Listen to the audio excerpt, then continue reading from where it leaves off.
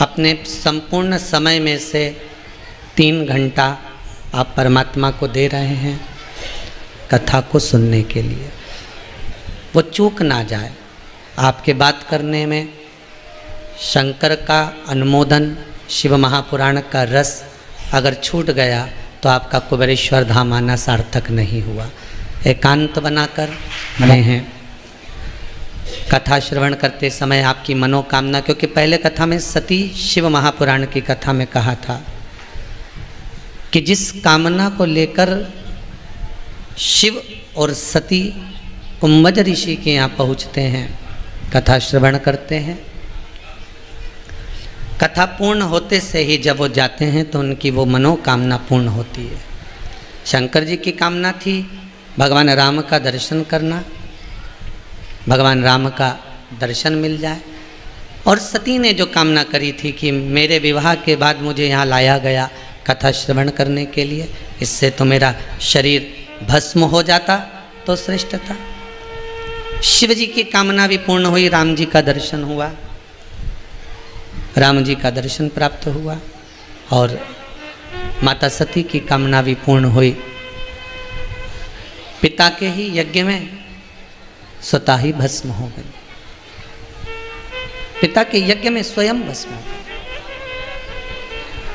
हम जिस कामना को लेकर आए हैं, हम जिस कामना के भाव से आस्था चैनल के माध्यम से, फेसबुक यूट्यूब के माध्यम से पावन शिव महापुराण की कथा को श्रवण कर रहे हैं, कथा श्रवण करते समय आपके मन में यह भाव जागृत हो कि बाबा ऐसी कृपा करना कि मैं भी एक बार कुबेरेश्वर धाम में जाकर भगवान की कथा का रसास्वादन करूं और अपने जीवन को सार्थक बनाऊं। पड़ता है तब जाकर कहीं मनुष्य का शरीर मिलता है। पत्नी, बच्चे, पति, परिवार, कुटुंब, कबीला, ये सब तो आप जितने भी अवतार लेंगे, आपके जितने भी जन्म होंगे, 84 लाख योनियाँ आपकी आएंगी या हमारी आएंगी। 84 लाख योनियों में आप और हम ना जाने कितनी बार जन्म लेंगे, और पत्नी भी मिलेगी, बच्चे भी मिलेंगे, पति भी मिलेगा, रिश्ते भी मिलेंगे, नाते भी मिलेंगे, सब कुछ मिलेगा। भोजन करने का भी मिलेगा, पानी भी मिलेगा, चाहे तुम किसी भी योनि में जन्म ले लो। आप किसी भी योनि में, 84 लाख योनियाँ अगर आपने जन्म लिया, मान लो वापिस जन्म हमें मिल भी गया, हर जन्म में एक श्वान देख लीजिए, कुत्ता देख लीजिए, क्या उसका परिवार नहीं होता? माथे में रहने वाली जू देख लो, उसका परिवार नहीं होता? अरे बोलो तो होता है कि नहीं होता? एक इल्ली होती है ना, तो उसका भी परिवार होता है। एक पक्षी होता है तो उसका भी परिवार होता है, उसकी भी पत्नी होती है, उसके भी पति होता है, उसके भी बच्चे होते हैं, उसको भी खाने को मिलता है, उसको भी पानी पीने को मिलता है, उसको भी रहने के लिए क्वार्टर मिलता है। सब कुछ मिलेगा, पत्नी भी मिलेगी, बच्चे भी मिलेंगे, परिवार भी मिलेगा, कुटुंब भी मिलेगा, रिश्ते भी मिलेंगे, नाते भी मिलेंगे। बस नहीं मिलेगा तो महाराज ये शिव महापुराण की कथा ये नहीं मिलने वाली है। सब कुछ मिल सकता, मिलना बहुत कठिन, ये केवल एक मनुष्य की देह में ही मिलता है।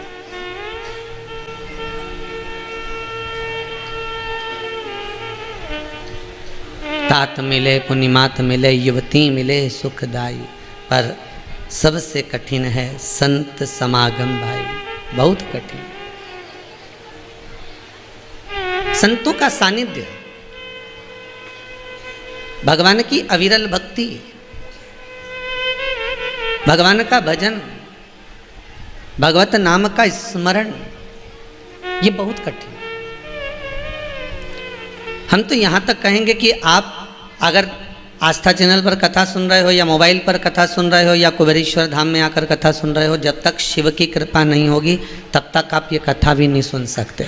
शंकर की कृपा नहीं होगी तो नहीं सुन सकते। आप अथक प्रयास कर लो, कितना भी आप प्रयास कर कर देख लेना। पहले भी कथा में कहा कि आने वाला कोई था, उसकी जगह बेट कोई दूसरी गई। ये तो आपका भाव स्वयं ब्रह्मा जी की लेखनी के हिसाब से देखिए कि ब्रह्मदेव यज्ञ करवा रहे हैं, से कहा गया कि आप अपनी अर्धांगिनी माता वीणा देवी को, सरस्वती को लेकर आइए।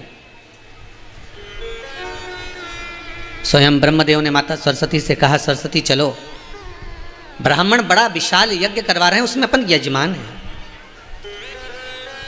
अपने को पूजन करने बैठना है। चलो आप, माता सरस्वती ने कहा मैं श्रृंगार करती हूँ और आती हूँ। श्रृंगार करने में माता सरस्वती लग गई, माता वीणा देवी लग गई। फिर ब्राह्मणों ने कहा ब्रह्मदेव यज्ञ का समय निकल रहा है, आप जल्दी करो, माता वीणा देवी को, माता सरस्वती को लेकर आओ। ब्रह्मा जी ने फिर जाकर कहा सरस्वती बहुत देरी हो रही है, चलो। 1.5 घंटा 2 घंटा निकल गया पर माता सरस्वती नहीं आती हैं। तब जब माँ नहीं पहुँची हैं तब ब्राह्मणों ने कहा यज्ञ का मुहूर्त निकल रहा है, ब्रह्मदेव ये मुहूर्त वापिस नहीं आएगा, अगर ये मुहूर्त निकल गया तो आप यज्ञ कैसे करोगे? तो ब्रह्मदेव ने कहा अब आप बताओ क्या करना है। ब्राह्मणों ने कहा चिंता मत करो, हम आपके लिए व्यवस्था करते हैं। ब्राह्मणों ने गौ माता को सामने खड़ा करा और गौ माता के सामने ब्राह्मणों ने वेद की ध्वनि पढ़ना प्रारंभ करी। जब वेद की ध्वनि ब्राह्मणों ने करना प्रारंभ करी तो ब्राह्मणों के मुख से जैसे ही वेद का उच्चारण होना प्रारंभ हुआ वैसे ही गौ माता के मुख से वेद माता गायत्री का प्रागट्य हो गया। गायत्री माता प्रकट हो गई और वेद माता गायत्री जब प्रकट हुई तो उन गायत्री माता को ब्रह्मा जी के पास में पूजन करने के लिए बिठा दिया गया। अब देखो बैठने वाली कौन थी? माता सरस्वती। बैठने वाली थी माता वीणा देवी, पर बैठ कौन गई? गायत्री में है। उसी तरह जाने वाला कोई था, गाड़ी में आने से पहले नाम किसी का लिखा हुआ था कि ये बैठ के जाएगी, ये जाएगा, इसका टिकट है, इसका रिजर्वेशन है, इसका ऐसा है। जाने वाला कोई दूसरा था। पर महाराज जाने वाला दूसरा हो, जाने वाला दूसरा हो, परंतु वो जा कोई दूसरा रहा है, जा कोई दूसरा रहा। महाराज आज सरस्वती मैया की जगह माता गायत्री विराजमान हो गई। तब माता सरस्वती आई और माता सरस्वती ने आकर देखा कि मेरी जगह पर कोई दूसरी नारी बैठी हुई है। क्रोध आ गया, ब्रह्मदेव आपने मेरी जगह पर दूसरी स्त्री को बिठाया है, दूसरी नारी को बिठाया है। ब्रह्मदेव मैं आपको श्राप देती हूं, कहीं पर आपके मंदिर का निर्माण नहीं होगा, केवल इस पुष्कर राज की भूमि पर आपके मंदिर का निर्माण है, केवल एक पुष्कर और कहीं नहीं। जब तक भगवान कृपा ना करे, जब तक करुणा सागर की करुणा ना हो, जब तक दया सागर की दया ना हो, तब तक एक कदम भी चलकर हम कहीं जा नहीं सकते। तेरी कृपा बिना न हिले एक भी अणु, लेते हैं श्वास तेरी कृपा से तनु तनु। हे गंगाधार मुक्ति द्वार ओमकार तो, भोले ओंकार तो, आयो शरण तिहारी भोले तार तार। तेरी कृपा है, तेरी दया है, इसलिए मैं भगवत भजन में लगाऊंगा, शायद ही कहीं प्राप्त होगा। बखान क्या करूं मैं राखों के ढेर का, चपटी भभूत में है खजाना कुबेर का।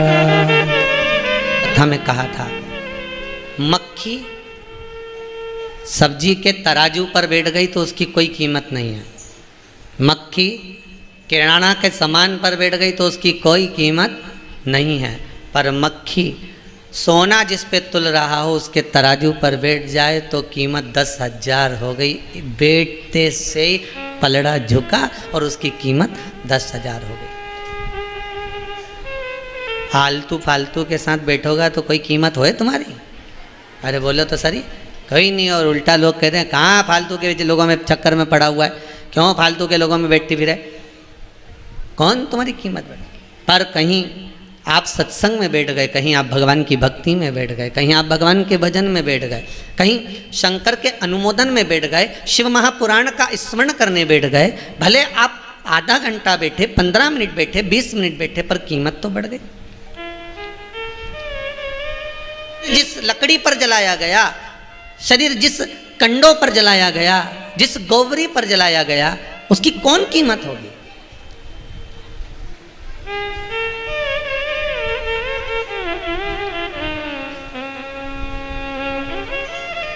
जिसका प्रयोग कोई नहीं करे उसका प्रयोग शिव करे।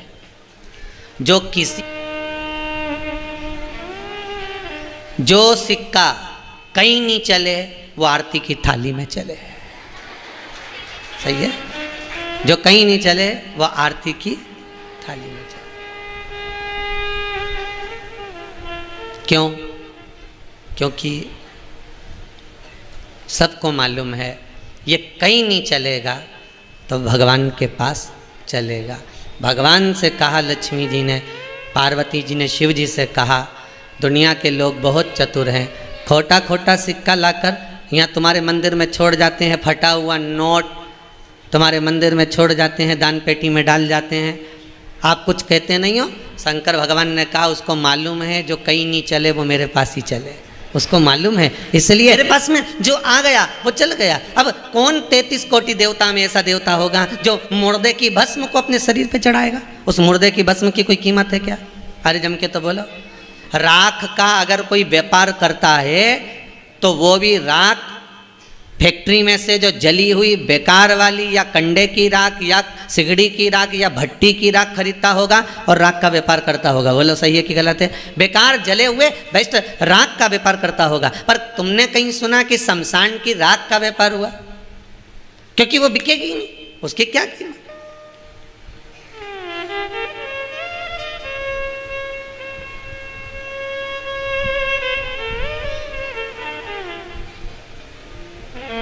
पर कोरोना महामारी में तो कफन का भी व्यापार हुआ है। कोरोना महामारी में अखबार में पढ़ा था, न्यूज़ चैनल पर भी देखा था, आप लोगों ने भी देखा होगा कि मुर्दे जलते थे, उन मुर्दों के कफन को सफेद कपड़ों को जोड़ जोड़ के प्रेस कर कर ले जाते थे ढेर।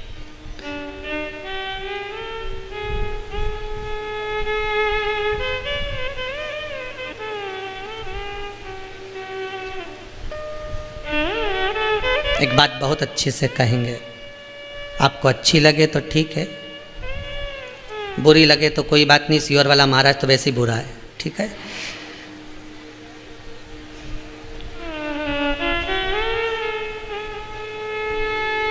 जब पूरा राष्ट्र जब दुख की घड़ी में चल रहा हो, उस समय पर कमाई की मत सोचो, उस समय पर तो लौटाने की सोचो कि कितना धर्म कर सकते हो, पुण्य कर सकते हो, सत्कर्म कर सकते हो। पर कोरोना महामारी के अंतर्गत ये देखने को मिला कि लोग उस दुख की घड़ी का फायदा उठा रहे थे। एक एक पलंग की कीमत राम जी राम, शंकर जी जाने, एक एक इंजेक्शन की कीमत शंकर जी जाने। इंजेक्शन तो इंजेक्शन नकली तक बना दिए थे, आप लोगों ने न्यूज़ में सुना होगा। दुख की घड़ी में जिस समय पर राष्ट्र, संपूर्ण विश्व बहुत दुखी है, उस समय पर दुनिया के लोगों से छुपा सकते हो, पर उससे छुपा कर कहीं जाओगे? किसी व्यक्ति ने एक प्रश्न किया था कल, गुरुदेव आप कहते हो कि व्यक्ति को नरक भोगना पड़ता है, कर्म का दंड भोगना पड़ता है, नरक में जाना पड़ता है, तो नरक क्या किसी ने देखा है? स्वर्ग किसी ने देखा है? किसी ने नरक और स्वर्ग को देखा है? हम उस बेटे को कहना चाहेंगे, ना तो हमने नरक देखा, ना किसी ने स्वर्ग देखा, ना स्वर्ग देखा ना नरक देखा, पर हमारे वेद और पुराण, हमारे शास्त्र कहते हैं कि नरक होता है और स्वर्ग होता है। भविष्य पुराण के अंतर्गत वर्णन करा गया तो स्वर्ग भी दिखाएगा। स्वर्ग और नरक का भोग वो यहीं इसी भूमंडल पर दिखा रहा है। अब विचार करना, एक स्वर्ग और नरक तुम यहीं देख लो। बड़े बड़े सेठ, खूब तुम्हारे पास में धन है, तुम्हारे पास में दौलत है, 1000 जगह से तुम कमा रहे हो, हजारों जगह से तुम कमा रहे हो, तुम्हारी दुकानें, धंधा पानी, व्यापार सब चल रहा है, पर ईमानदारी से बोलना कि तुम्हारे घर में जो बच्चा जन्म लेता है उस बच्चे को लेकर घूमने वाली भी एक साथ में चलती है। बोलो सही है कि गलत है? बोलो तो सही है गलत है? वो तुम्हारे बच्चों को लेकर चल रही है, वो तुम्हारे बच्चों को गोदी में खिला रही है, वो तुम्हारे बच्चों को घुमा रही है, वो तुम्हारे बच्चों को फिरा रही है, वो तुम्हारे बच्चों को भोजन करा रही है, तुम्हारे बच्चों को तुम अन्न आदि का कर्म करा रही है। पर तुम्हारी किस्मत को भी तो देखो कि तुम सुबह मॉर्निंग वॉक करने जा रहे हो और कुत्ते को छीछी करा रहे हो। अब बोलो स्वर्ग और नरक है कि नहीं है? बोलो तो जम के। कितना किस्मत पे लिखा के लाए थे कि सुबह से मॉर्निंग वॉक में उठेगा और कुत्ता के घुमाने जाएगा। तेरी जो संतान है उसके दूसरा घुमा रहा और तू कुत्ता के घुमा रहा। अब ये नरक उस बराबर कोई नहीं। इतना तो चड्डा पहन लिया ना, टी शर्ट पहन ली ना, यूज घुमाए फैशन, यूज घुमाए। अब तुम्हारी किस्मत देखो भगवान ने क्या लिख कर भेजी होगी कि जा पृथ्वी पर अपने बच्चे के तो कभी भी कपड़ा चेंज नहीं करेगा, पर कुत्ता के छीछी कराता फिरेगा। मालूम होना चाहिए, बस यही स्वर्ग और नरक है।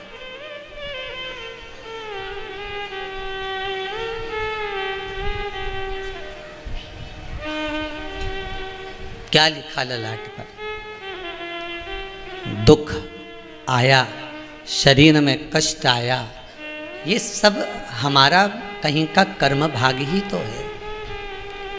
और आज अवस्थी परिवार, गुप्ता परिवार अगर ये कथा करवा रहा है ना, तो परिवार वाले हों चाहे कुटुंब वाले हों चाहे रिश्तेदार हों, एक बार तो टोकी देंगे।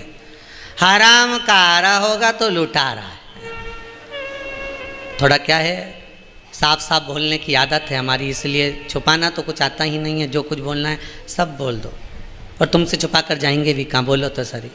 अच्छा, कई बार हमारे पास में सूचना भी आती है कि आप आस्था चैनल पर कथा बात रहे हो, जरा ध्यान तो इतना बड़ा चैनल है, पूरा विश्व सुनता है, थोड़ा जरा तरीके से। तो हमने कहा तरीका सीखा ही कहाँ? यहाँ भोलेनाथ विश्वनाथ उसके पास में सब बेकार सामान जो किसी के काम का नहीं वो उसके पास में। इसीलिए शंकर जी को मालूम था ये भी किसी काम का नहीं, इसीलिए उसने पकड़ के रख लिया। कौन जाने, कहेंगे लोग कहने वाले, क्यों अवस्थी जी, क्यों गुप्ता जी, क्यों कथा करवा रहे हो? कौन ने किया तुम्हें कथा करवाने का? लोग कहेंगे। कहाँ जा रहे हो? तो तुम तो खुश होकर बोल देना गुप्ता जी और अवस्थी जी, खुश होकर बोल देना कि भगवान ने ये दो हाथ दिए हैं और मौका दिया है, इसलिए दोनों हाथों से लुटाने जा रहे हैं। शरीर चले और तुम्हारे घर में चले तब तक सारा अच्छा काम कर लो, वो के बाद तो तुम जानो ही सरी। उसके बाद तो जो होना है वो तो सबको मालूम। शरीर चले और तुम्हारे घर में चले तब तक पुण्य के सारे काम कर लो, धर्म के काम कर लो, सत्कर्म कर लो, भजन कर लो, कीर्तन कर लो।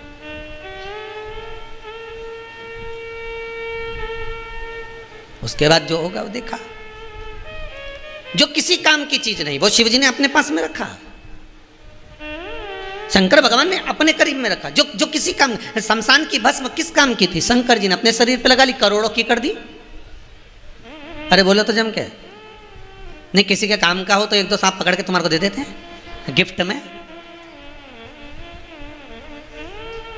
या तुम्हारे यहाँ पर किसी का जन्मदिन हो, तुम्हारी देवरानी का, जेठानी का है, या तुम्हारे किसी परिवार में किसी का मौसी के छोरे का जन्मदिन हो या किसी का हो, और एक सांप का पिटारा बुलवा लो और बढ़िया पैक करके बढ़िया कवर ववर चढ़ता ना उस पर, ऐसा रिबिन फूल वाला रिबिन भी चिपकता है, ऐसा रिबिन चिपका के और जन्मदिन पे जाके दे दो, हैप्पी बर्थडे टू यू। अब वो पूछे इसमें क्या है तो क्या खोल के देख ले।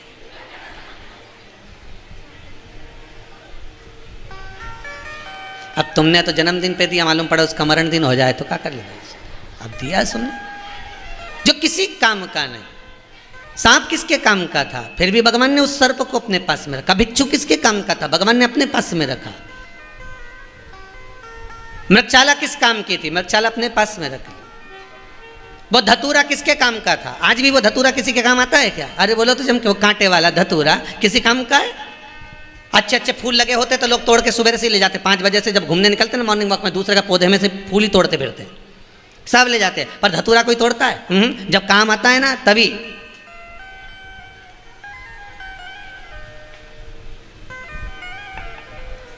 और जैसे सावन की शिवरात्रि पे लोग धतूरा ढूंढते फिर रहे थे, तो धतूरा जब काम आया तब तो जो किसी काम का नहीं, वो धतूरा किसके काम का? ने अपने पास रख।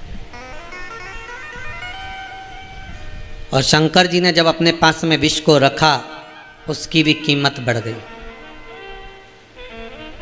उसकी भी कीमत बढ़ गई। सर्प अपने पास रखा, उसकी भी कीमत बढ़ गई। नंदी, बैल, वृषभ, कीमत नहीं थी, शिवजी ने अपने पास रखा, कीमत बढ़ गई।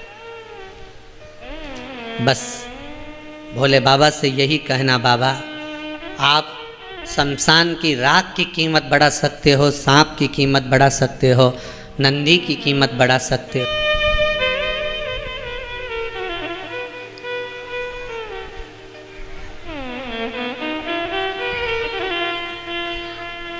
चपटी भभूत में है खजाना कुबेर का।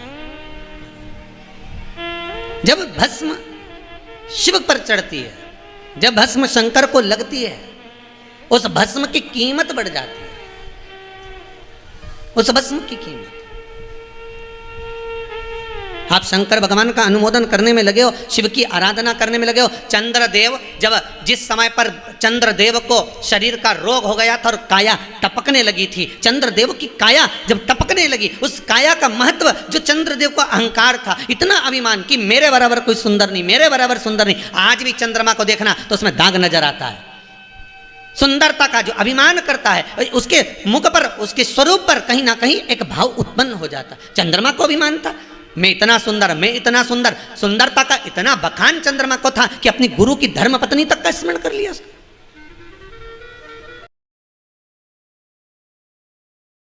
इस भूमि से ना तो कोई भभूत दी जाती है, ना बेल दी जाती है, और ना हम आपसे ज्यादा मिलते हैं। यहाँ रुकने वाले भी जानते होंगे, बस श्री शिवाय नमस्तुभ्यं हम जरूर बोलते हैं मिलकर, पर इसके सिवाय ना तो कुछ बताते हैं, ना आपसे कुछ पूछते हैं। ये जरूर पूछते हैं कि आप कैसे हैं, भोजन किया नहीं किया, कहाँ से आए हो, कैसे हो। पर शंकर की कथा के जो प्रयोग हैं, भले दुनिया के लोग इसको टोटका कहते हो, दुनिया के लोग टोना कहते हो, वो दुनिया की सोच है, हमें उससे कोई फर्क नहीं पड़ता। पर इतना जरूर है कि मेरे वेद व्यास जी ने इस शिव महापुराण में एक एक उपाय अगर लिखा है, और संसार के व्यक्ति को अगर वो उपाय मिल रहे हैं और वो कर रहे हैं, तो उनका अगर लाभ हो रहा है तो मेरा शंकर ही कर रहा है। दुनिया, क्योंकि एक उंगली अगर कोई उठाता है किसी पर, तो ये 3 उंगलियां उसकी ओर जाती है। पहले अपने अंदर झांक कर देखो कि तुम कैसे हो। अब दुनिया के लोग उसको उपाय को वो टोना कह दे, टोटका कह दे, पर शिव महापुराण का एक एक उपाय ये दुनिया के लोगों ने छुपा कर रख दिया था शिव पुराण को। पर शिव महापुराण के माध्यम से अब ये जो धीरे धीरे जनता के बीच में, जनमानस में पहुंच रहे हैं, और दुनिया के लोग जो उपाय कर रहे हैं, उससे उनको जो लाभ मिल रहा है, उसकी सबसे बड़ी खुशी मेरे वेद व्यास जी को होगी कि मैंने जो लिखा था आज वो पत्र जो यहाँ पर आते हैं मैं यहीं छोड़ कर जाता हूँ। आपको विश्वास ना होता हो तो इनमें सबके नाम लिखें, नंबर लिखें, आप आराम से उनसे मिल सकते हो, जुल सकते हो, सबके पत्रों का स्मरण कर सकते हो कि कितनी कृपा मेरा विश्वनाथ करता है। पर भरोसो दृढ़ इन चरण न करो, बस विश्वास अगर पक्का है तो परमात्मा को मिलने में देरी नहीं होगी। आज भी किसी ने कहा, गुरुदेव कथा कहाँ आपने, आज की कथा तो 11 से 2 है, और कथा आपने 22 और 23 तारीख की रात्रि को 10 बजे से 1 बजे तक रख दी, कौन सुनेगा, आपने इतनी देर से कथा रख दी। हमने कहा सुनने वाले तो कल मालूम पड़ेगा कि 10 से 1 में कितने सुनते हैं, वो तो कल देखे, आनंद लीजिए शिव महापुराण का। मालूम पड़े जब सारी दुनिया के लोग भगवान की एक बंसी की तान सुनने के लिए आधी आधी रात को जब ब्रजभूमि के उस यमुना के घाट पर जा सकते हैं, तो क्या आपने अपने घर में टीवी चलाकर मोबाइल पर क्या कथा नहीं देख सकते? शिव महापुराण क्यों ना करें? भजन का कोई समय नहीं होता, स्मरण का कोई समय नहीं है महाराज।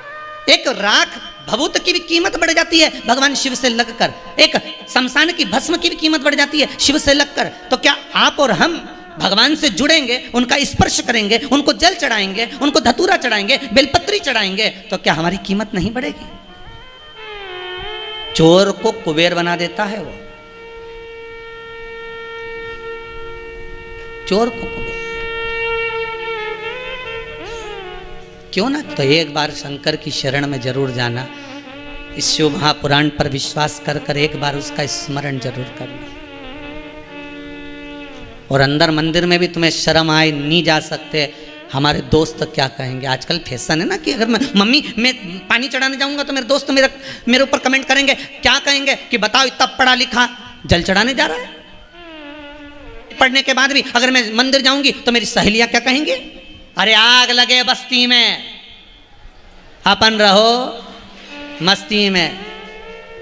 इसमें एक पत्र है जिसमें एक माता ने लिखा है कि उसके बच्चे का जॉब नहीं था, वो बेटी हो गया, पत्र ढूंढूंगा तो समय लगेगा। जो बेटी हो तो हाथ उठा देना भाई, जिसने पत्र लिखा छोटा सा कि मेरे बच्चे का जॉब नहीं था और सरकारी जॉब लग गया, भेजा है किसी ने।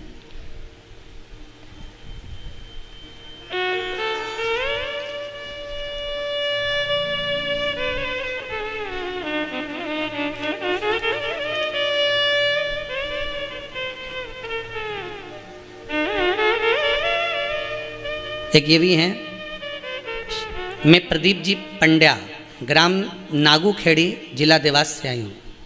प्रदीप जी पंड्या आप ही हैं? माइक दीजिए जरा इनको।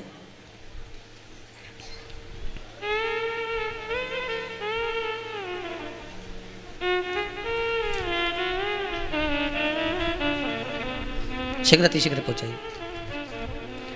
प्रदीप जी पंड्या जी, बहुत बहुत धन्यवाद, आप तो हमारे नाम राशि हैं, बड़े बाबा की कृपा हुई है।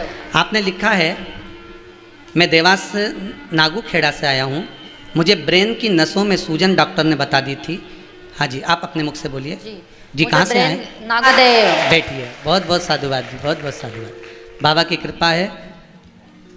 बहुत सारे पत्र हैं, एक कोई सर्विस का भी पत्र है, इसमें मेरे को ध्यान में नहीं आ रहा उनका नाम, ढूंढेंगे जब वर्णन करेंगे उसका। शिव कृपा होती है।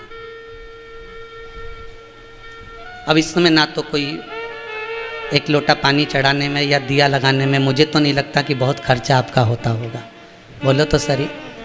पशुपति व्रत आप लोग करते हैं तो बहुत ज़्यादा खर्च तो नहीं है ना, बिल्कुल सरल व्रत है, आप दिल से करो उसको। पर YouTube पर हमारा फोटो लगाकर लोग दूसरी भाषा में बोलकर उस व्रत को बहुत बड़ा कर दे रहे हैं।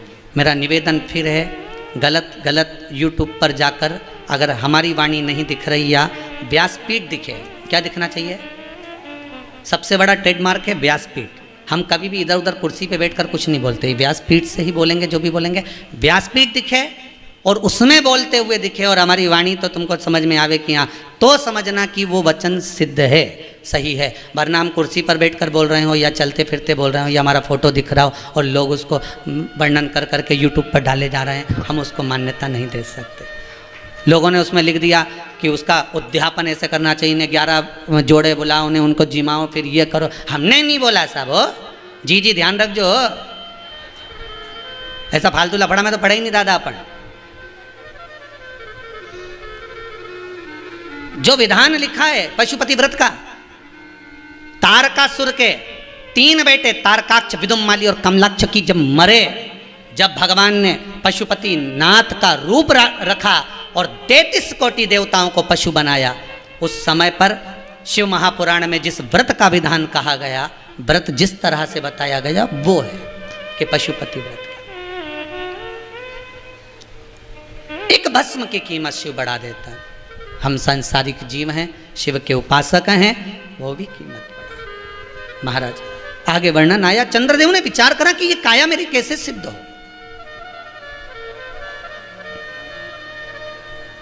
देव ऋषि नारद चंद्रदेव से कहते हैं, शंकर भगवान को भस्म समर्पित करो। क्या चढ़ाइए? भस्म। भस्म समर्पित।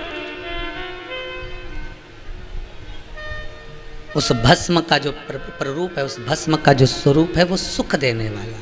महाराज भस्म शिव महापुराण की कथा में वर्णन किया था कि कितने तरह की भस्म होती है और कहाँ कहाँ चढ़ाई जाती है, उस भस्म का क्रम क्या है। आप लोग अगर पहले नहीं सुने हैं तो उसको निकाल कर सुनना यूट्यूब पर कि भस्म का क्रम क्या, भस्म का स्वरूप क्या। बखान क्या करूं मैं राखों के ढेर का, चपटी भभूत में है खजाना कुबेर का। हे गंगधार मुक्ति द्वार ओमकार तू, बोले ओंकार तू। आयो शरण तिहारी भोले। काया को श्रेष्ठ करने के लिए भस्म शंकर को समर्पित कर, भगवान शिव को भस्म चढ़ा रहे हैं। और होना शिव की भक्ति का।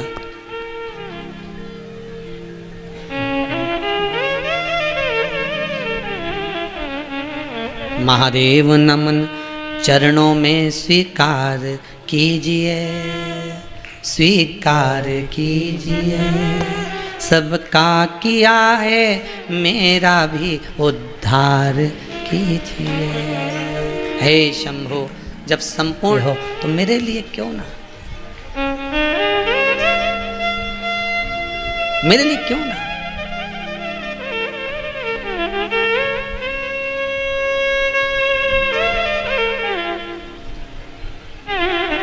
हे शंभु, हे शंकर, हे त्रिकालदर्शी, हे कैलाश, बस कृपा आपकी हो, दया आपकी हो। और महाराज करने वाला कोई दूसरा नहीं। शिव महापुराण का पूर्णिमा, शिव महापुराण की कथा कहती है एक साहूकार की 2 बेटियां थी।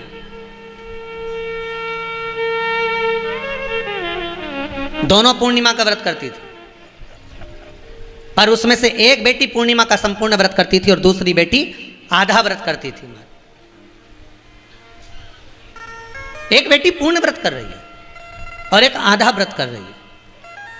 एक निवेदन, भगवान की पूजन करो, अर्चना करो, भजन करो, कीर्तन करो, स्मरण करो, छोटा करो पर पूर्ण करो, जितना बन सके बस उतना।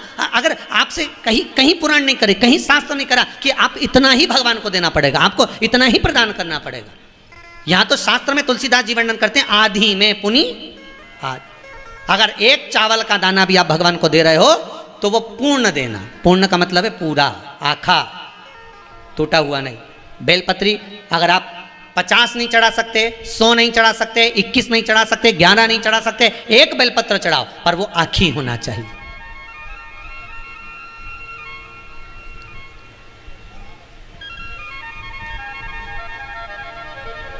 वो आखी होना चाहिए।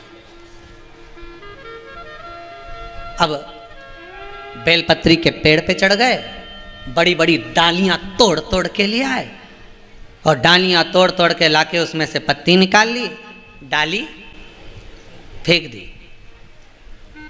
अब जिसने अच्छे से शिव महापुराण की कथा सुनी होगी उसको मालूम होगा कि बड़ी डाली में से पत्तियों को तोड़ने के बाद डाली जितनी देर तक घर के द्वार के पास में पड़ी रहती है उतना ही श्राप देती है। मालूम है कि नहीं मालूम आपको? राम जी से कहा जाओ, जाकर थोड़ा पुष्प और तुलसी लाने की व्यवस्था करो।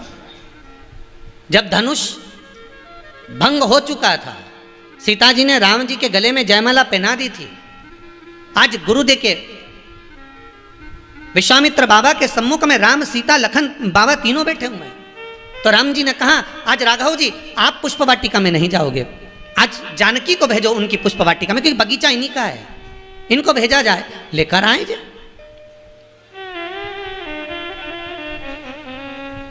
ये जाएं और पुष्प वाटिका से तुलसी लाएं, फूल लाएं, हमें सेवा करना है शालिग्राम जी की।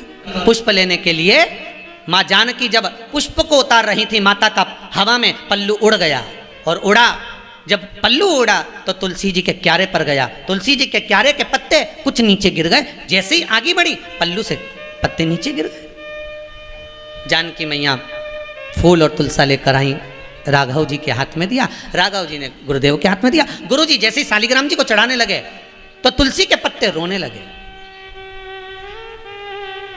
अब तुलसी के पत्ते रो रहे हैं। तुलसी के पत्ते जब रुदन कर रहे हैं, तुलसी के पत्ते जब रो रहे हैं तो पूछा गया, विश्वामित्र जी ने पूछा, आप क्यों रो रहे हो? आप किस लिए रो रहे हो? क्या हो गया? तुम्हारे रोने का कारण क्या है? क्यों रो रहे हो? तुलसी के दल कहते हैं कि जानकी मैया फूल और पत्ती लेकर तो आई, परंतु हमारी कई सहेलियों को जमीन पर पटक कर आ गई। सीता जी को इसका दोष लगेगा क्योंकि हमसे विचलित करा है हमने। क्या करा जाए? जानकी जी को भेजा जाए वापिस। तुलसी के दल को जानकी मैया फिर जोड़े उस तुलसा जी के पौधे में।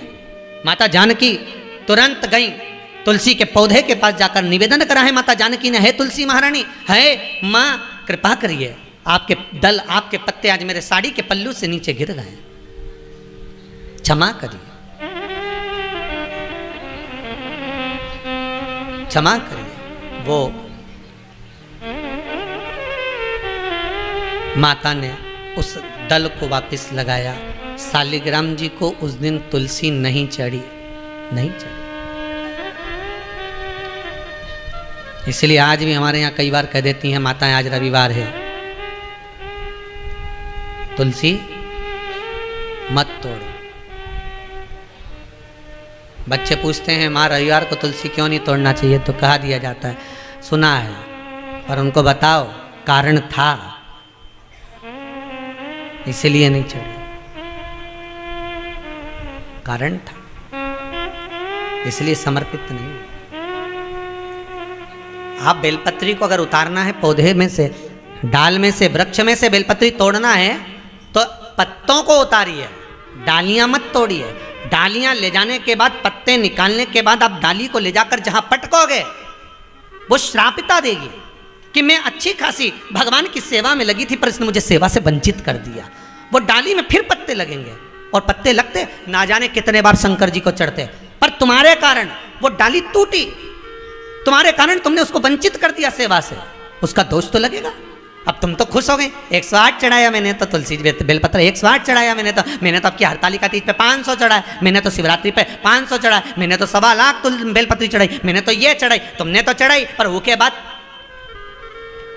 वो जो डाली जिसमें कांटे लगे हुए थे, तूने तो पत्ती तोड़कर पटक दी, उसको किसी काम की आई? अरे बोलो तो नहीं आई, उसका दोष कौन को लगेगा? बहुत पत्र हैं और आप लोगों का प्रेम है, फिर निवेदन करेंगे, इस भूमि से ना तो कोई भभूत दी जाती है, ना बेल दी जाती है, और ना हम आपसे ज़्यादा मिलते हैं। यहाँ रुकने वाले भी जानते होंगे, बस श्री शिवाय नमस्तुभ्यं हम जरूर बोलते हैं मिलकर, पर इसके सिवाय ना तो कुछ बताते हैं ना आपसे कुछ पूछते हैं। ये जरूर पूछते हैं कि आप कैसे हैं, भोजन किया नहीं किया, कहाँ से आए हो, कैसे हो, पर शंकर की कथा के जो प्रयोग हैं, भले दुनिया के लोग इसको टोटका कहते हो, दुनिया के लोग टोना कहते हो, वो दुनिया की सोच है, हमें उससे कोई फर्क नहीं पड़ता। पर इतना जरूर है कि मेरे वेद व्यास जी ने इस शिव महापुराण में एक एक उपाय अगर लिखा है और संसार के व्यक्ति को अगर वो उपाय मिल रहे हैं और वो कर रहे हैं तो उनका अगर लाभ हो रहा है तो मेरा शंकर ही कर रहा है। तो एक उंगली अगर कोई उठाता है किसी पर तो ये 3 उंगलियां उसकी ओर जाती है। पहले अपने अंदर झांक कर देखो कि तुम कैसे हो। अब दुनिया के लोग उसको उपाय को वो टोना कह दे, टोटका कह दे, पर शिव महापुराण का एक एक उपाय ये दुनिया के लोगों ने छुपा कर रख दिया था शिव पुराण को, पर शिव महापुराण के माध्यम से अब ये जो धीरे धीरे जनता के बीच में जनमानस में पहुंच रहे हैं और दुनिया के लोग जो उपाय कर रहे हैं उससे उनको जो लाभ मिल रहा है, उसकी सबसे बड़ी खुशी मेरे वेद व्यास जी को होगी कि मैंने जो लिखा था आज वो काम। अरे पत्र जो यहाँ पर आते हैं मैं यहीं छोड़ कर जाता हूँ, आपको विश्वास ना होता हो तो इनमें सबके नाम लिखें, नंबर लिखें, आप आराम से उनसे मिल सकते हो, जुल सकते हो, सबके पत्रों का स्मरण कर सकते हो कि कितनी कृपा मेरा विश्वनाथ करता है। पर भरोसो दृढ़ इन चरण न करो, बस विश्वास अगर पक्का है तो परमात्मा को मिलने में देरी नहीं होगी। आज भी किसी ने कहा गुरुदेव कथा कहाँ आपने, आज की कथा तो 11 से 2 है और कथा आपने 22 और 23 तारीख की रात्रि को 10 बजे से 1 बजे तक रख दी, कौन सुनेगा, आपने इतनी देर से कथा रख दी। हमने कहा सुनने वाले तो कल मालूम पड़ेगा कि 10 से 1 में कितने सुनते हैं, वो तो कल देखे। आनंद लीजिए शिव महापुराण का, मालूम पड़े जब सारी दुनिया के लोग भगवान की एक बंसी की तान सुनने के लिए आधी आधी रात को जब ब्रजभूमि के उस यमुना के घाट पर जा सकते हैं, तो क्या आपने अपने घर में टीवी चलाकर मोबाइल पर क्या कथा नहीं देख सकते? शिव महापुराण हो, क्यों ना करें? भजन का कोई समय नहीं होता, स्मरण का कोई समय नहीं। महाराज एक राख भभूत की भी कीमत बढ़ जाती है भगवान शिव से लगकर, एक शमशान की भस्म की भी कीमत बढ़ जाती है शिव से लगकर। तो क्या आप और हम भगवान से जुड़ेंगे, उनका स्पर्श करेंगे, उनको जल चढ़ाएंगे, उनको धतूरा चढ़ाएंगे, बेलपत्री चढ़ाएंगे, तो क्या हमारी कीमत नहीं बढ़ेगी? चोर को कुबेर बना देता है वो, चोर को कुबेर। तो एक बार शंकर की शरण में जरूर जाना, इस शिव महापुराण पर विश्वास कर कर एक बार उसका स्मरण जरूर करना। और अंदर मंदिर में भी तुम्हें शर्म आए, नहीं जा सकते, हमारे दोस्त क्या कहेंगे? आजकल फैशन है ना कि अगर मम्मी मैं पानी चढ़ाने जाऊंगा तो मेरे दोस्त मेरे ऊपर कमेंट करेंगे, क्या कहेंगे कि बताओ इतना पढ़ा लिखा जल चढ़ाने जा रहा है। नहीं पढ़ने के बाद भी अगर मैं मंदिर जाऊंगी तो मेरी सहेलियां क्या कहेंगी? अरे आग लगे बस्ती में, अपन रहो मस्ती में।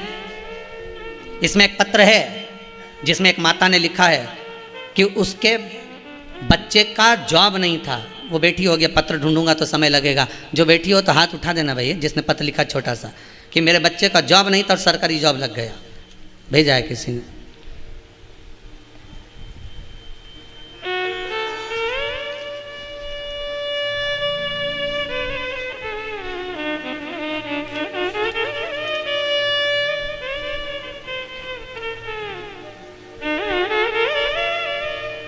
एक ये भी हैं प्रदीप जी पांडे, आप ही हैं, माइक दीजिए जरा इनको।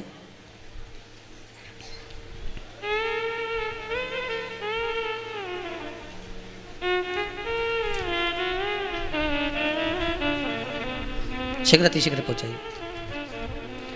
प्रदीप जी पंड्या जी बहुत बहुत धन्यवाद, आप तो हमारे नाम राशि हैं, बड़े बाबा की कृपा हुई है। आपने लिखा है, मैं देवास नागू खेड़ा से आया हूँ, मुझे ब्रेन की नसों में सूजन डॉक्टर ने बता दी थी। हाँ जी, आप अपने मुख से बोलिए जी, कहाँ से आए? बैठिए। बहुत बहुत साधुवाद जी, बहुत बहुत साधुवाद, बाबा की कृपा है। बहुत सारे पत्र हैं, एक कोई सर्विस का भी पत्र है, इसमें मेरे को ध्यान में नहीं आ रहा उनका नाम, ढूंढेंगे जब वर्णन करेंगे उसका। शिव कृपा होती है।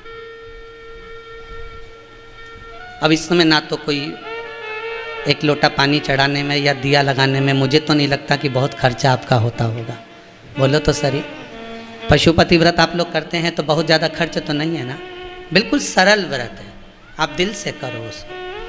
पर YouTube पर हमारा फोटो लगाकर लोग दूसरी भाषा में बोलकर उस व्रत को बहुत बड़ा कर दे रहे हैं। मेरा निवेदन फिर है, गलत YouTube पर जाकर अगर हमारी वाणी नहीं दिख रही या व्यासपीठ दिखे, क्या दिखना चाहिए? सबसे बड़ा ट्रेडमार्क है व्यासपीठ। हम कभी भी इधर उधर कुर्सी पे बैठकर कुछ नहीं बोलते, व्यासपीठ से ही बोलेंगे जो भी बोलेंगे। व्यासपीठ दिखे और उसमें बोलते हुए दिखे और हमारी वाणी तो तुमको समझ में आवे कि हाँ, तो समझना कि वो वचन सिद्ध है, सही है। वरना हम कुर्सी पर बैठकर बोल रहे हो या चलते फिरते बोल रहे हो या हमारा फोटो दिख रहा हो और लोग उसको वर्णन कर करके यूट्यूब पर डाले जा रहे हैं, हम उसको मान्यता नहीं दे सकते। लोगों ने उसमें लिख दिया कि उसका उद्यापन ऐसे करना चाहिए, ने 11 जोड़े बुलाओ, उन्हें उनको जिमाओ, फिर ये करो। हमने नहीं बोला साहब, हो जी ध्यान रखो, ऐसा फालतू लफड़ा में तो पढ़े ही नहीं दादा अपन। जो विधान लिखा है पशुपति व्रत का, तारकासुर के 3 बेटे तारकाक्ष, विदुम्माली और कमलाक्ष की जब मरे, जब भगवान ने पशुपति नाथ का रूप रखा और 33 कोटि देवताओं को पशु बनाया, उस समय पर शिव महापुराण में जिस व्रत का विधान कहा गया, व्रत जिस तरह से बताया गया वो है कि पशुपति व्रत का एक भस्म की कीमत शिव बढ़ा देता है। हम सांसारिक जीव हैं, शिव के उपासक हैं, वो भी कीमत बढ़ा। महाराज आगे वर्णन आया, चंद्रदेव ने विचार करा कि ये काया मेरी कैसे सिद्ध हो।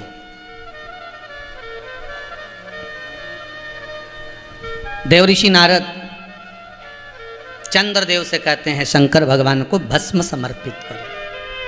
क्या चढ़ाइए? भस्म।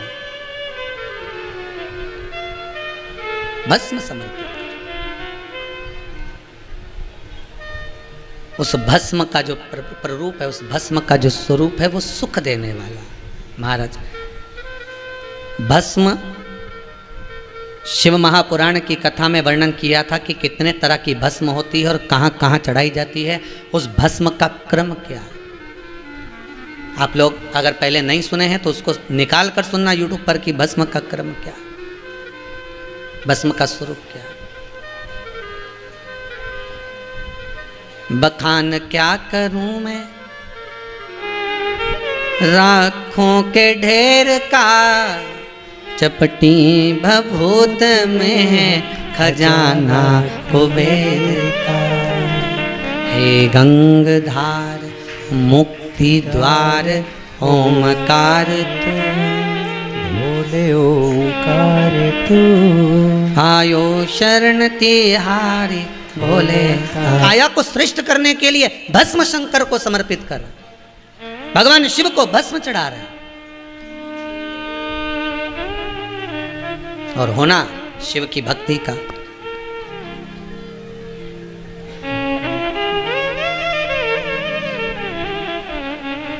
महादेव नमन चरणों में स्वीकार कीजिए, स्वीकार कीजिए। सबका किया है मेरा भी उद्धार कीजिए। हे शंभो, जब संपूर्ण तो मेरे लिए क्यों ना, मेरे लिए क्यों ना।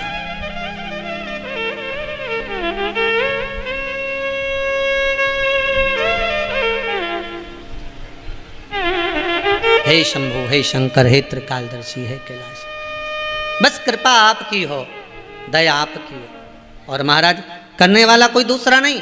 शिव महापुराण का पूर्णिमा, शिव महापुराण की कथा कहती है एक साहूकार की 2 बेटियां थी।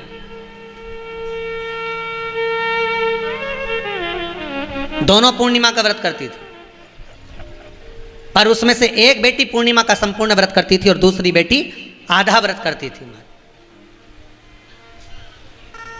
एक बेटी पूर्ण व्रत कर रही है और एक आधा व्रत कर रही है। एक निवेदन, भगवान की पूजन करो, अर्चना करो, भजन करो, कीर्तन करो, स्मरण करो, छोटा करो पर पूर्ण करो, जितना बन सके बस उतना। अगर आपसे कहीं पुराण नहीं करे, कहीं शास्त्र नहीं करा कि आप इतना ही भगवान को देना पड़ेगा, आपको इतना ही प्रदान करना पड़ेगा। यहां तो शास्त्र में तुलसीदास जी वर्णन करते हैं आधी में पुनि आध। अगर एक चावल का दाना भी आप भगवान को दे रहे हो तो वो पूर्ण देना। पूर्ण का मतलब है पूरा, आखा, टूटा हुआ नहीं। बेलपत्री अगर आप 50 नहीं चढ़ा सकते, 100 नहीं चढ़ा सकते, 21 नहीं चढ़ा सकते, 11 नहीं चढ़ा सकते, एक बेलपत्र चढ़ाओ, पर वो आखी होना चाहिए।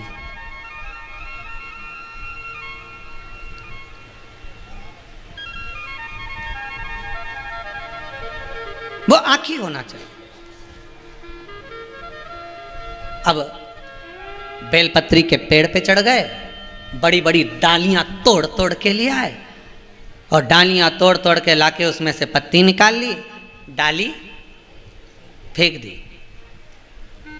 अब जिसने अच्छे से शिव महापुराण की कथा सुनी होगी उसको मालूम होगा कि बड़ी डाली में से पत्तियों को तोड़ने के बाद डाली जितनी देर तक घर के द्वार के पास में पड़ी रहती है उतना ही श्राप देती है। मालूम है कि नहीं मालूम आपको? राम जी से कहा जाओ, जाकर थोड़ा पुष्प और तुलसी लाने की व्यवस्था करो। जब धनुष भंग हो चुका था, सीता जी ने राम जी के गले में जयमाला पहना दी थी। आज गुरुदेव के विश्वामित्र बाबा के सम्मुख में राम, सीता, लखन बाबा तीनों बैठे हुए हैं। तो राम जी ने कहा आज राघव जी आप पुष्प वाटिका में नहीं जाओगे, आज जानकी को भेजो उनकी पुष्प वाटिका में, क्योंकि बगीचा इन्हीं का है, इनको भेजा जाए, लेकर आए जे।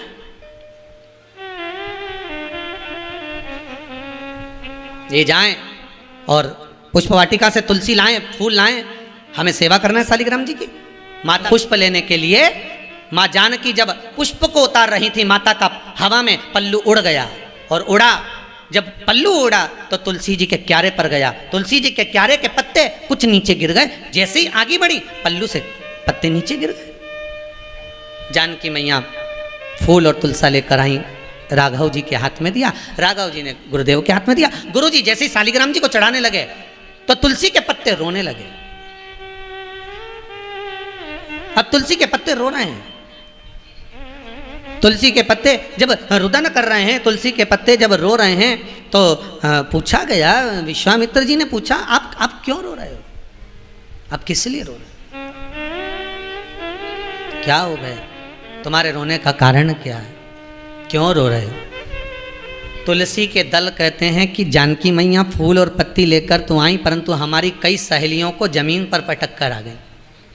सीता जी को इसका दोष लगेगा, क्योंकि हमसे विचलित करा है इनने। क्या करा जाए, जानकी जी को भेजा जाए वापिस। तुलसी के दल को जानकी मैया फिर जोड़े उस तुलसा जी के पौधे में। माता जानकी तुरंत गई, तुलसी के पौधे के पास जाकर निवेदन करा है माता जानकी ने, है तुलसी महारानी, है माँ कृपा करिए, आपके दल, आपके पत्ते आज मेरे साड़ी के पल्लू से नीचे गिर गए, क्षमा करिए, क्षमा करिए। वो माता ने उस दल को वापस लगाया। शालिग्राम जी को उस दिन तुलसी नहीं चढ़ी, नहीं चढ़ी। इसलिए आज भी हमारे यहाँ कई बार कह देती हैं माताएं, आज रविवार है, तुलसी मत तोड़ो। बच्चे पूछते हैं माँ रविवार को तुलसी क्यों नहीं तोड़ना चाहिए, तो कहा दिया जाता है, सुना है, पर उनको बताओ कारण था, इसलिए नहीं चढ़ी, कारण था, इसलिए समर्पित नहीं। आप बेलपत्री को अगर उतारना है पौधे में से, डाल में से, वृक्ष में से बेलपत्री तोड़ना है तो पत्तों को उतारिए, डालियां मत तोड़िए। डालियां ले जाने के बाद, पत्ते निकालने के बाद आप डाली को ले जाकर जहां पटकोगे वो श्रापिता देगी कि मैं अच्छी खासी भगवान की सेवा में लगी थी, पर इसने मुझे सेवा से वंचित कर दिया। वो डाली में फिर पत्ते लगेंगे, और पत्ते लगते ना जाने कितने बार शंकर जी को चढ़ते, पर तुम्हारे कारण वो डाली टूटी, तुम्हारे कारण तुमने उसको वंचित कर दिया सेवा से, उसका दोष तो लगेगा। अब तुम तो खुश हो गए, 108 चढ़ाया मैंने तो तुलसी बेलपत्र, 108 चढ़ाया मैंने तो आपकी हरतालिका तीज पे 500 चढ़ाया, मैंने तो शिवरात्रि पे 500 चढ़ाया, मैंने तो 1.25 लाख बेलपत्री चढ़ाई, मैंने तो ये चढ़ाई, तुमने तो चढ़ाई, पर उसके बाद वो जो डाली जिसमें कांटे लगे हुए थे, तूने तो पत्ती तोड़कर पटक दी, उसको किसी काम की आई? अरे बोलो तो नहीं आई। उसका दोष कौन को लगेगा? जिसने ये गलती नहीं करी। बोलो तो सही, करी कि नहीं करी? गलती तो ऐसी हो जाती, उसका दोष लगता है। जितना समय तक वो पड़ी रहती है, 3 घंटे पड़ी रही या 4 घंटे तक वो डाली पड़ी रही, तो 4 दिन घर में क्लेश रहेगा, मानसिक टेंशन रहेगा।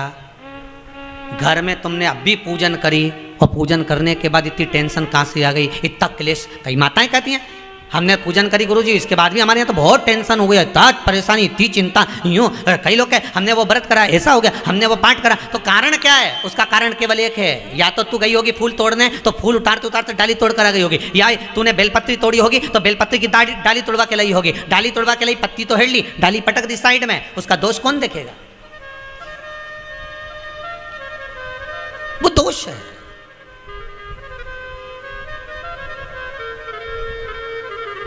हम देते तो इतना सा है और लेने का प्रयास बहुत हो जाता है। जब जब गणेश मंदिर जाए, जब तक जगदम्बा के मंदिर जाए, जब माता के मंदिर जाए, तो लेके तो इतनी सी चुंदड़ी गई नारियल में लपेट के, और वहां जब दी तो अरमान ये लेके बैठी है कि पंडित जी के पास इतना सा लड्डू आ रही है, तो 2-4 मेरे को दे देंगे, देना प्रसाद, देना जरा प्रसाद। और पंडित जी ने जब इतना सा प्रसाद दिया ना, बताओ इतना लड्डू पड़ा था गणेश जी के मंदिर में, इतना लड्डू चढ़ा था गणेश जी के मंदिर में, इतनी सारी माता जी के पास में चुनड़ियाँ ही चुनड़ियाँ रखी हैं, तो माता जी की चुनड़ी मुझे उठा के दे देता, पिना देता, पर उन्हें नहीं दी, थोड़ी दी। आशा तो तुम्हारे पास में बहुत सारी है, और दिया कितना तुमने? थोड़ा। लेने की आशा, मना नहीं, आशा लगाओ, पर शास्त्र कहता है कि फिर उतना समर्पण भी होना चाहिए। बेलपत्री चढ़ाओ, डाली नहीं टूटना चाहिए, डाली लगे रहने दो, पत्ते उतारो, और अगर डाली तोड़ी भी है तो कोमल वाली जो डाली होती है उसको निकाल लो, फिर कर सकते हो। पर जो बड़ी डाली हो जिसमें और आस लगी हो कि इसमें और पत्ते लगेंगे, और पत्ते आ जाएंगे, शिव जी पे और चढ़ेंगे, उसको तोड़कर इकट्ठा कर लेना, ये कहीं की सहजता की बात।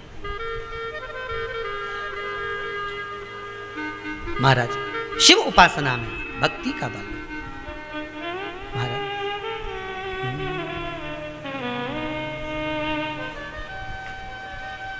भगवान सेवा करेंगे तेरी, कहते तुमसे बाबा शरण रहेंगे तेरे।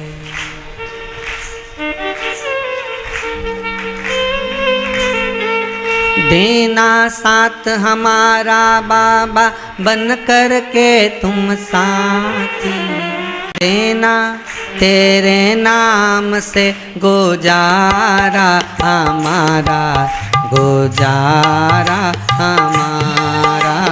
भोले भोले बाबा ये अर्ज हमारा, सुन लो भोले तेरे नाम से गुजारा हमारा, गुजारा